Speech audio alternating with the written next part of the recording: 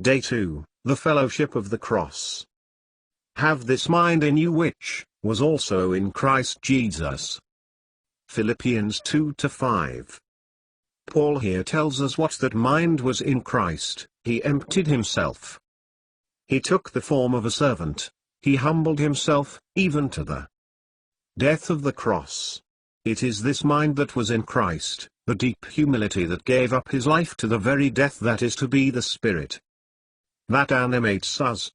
It is thus that we shall prove and enjoy the blessed fellowship of his cross.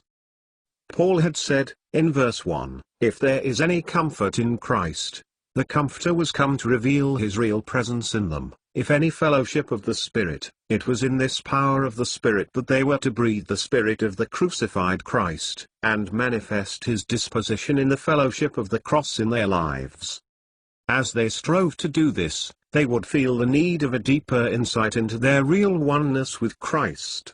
They would learn to appreciate the truth that they had been crucified with Christ, that their old man had been crucified, and that they had died to sin in Christ's death, and were living to God in his life.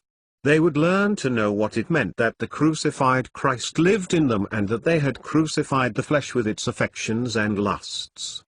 It was because the crucified Jesus lived in them that they could live crucified to the world.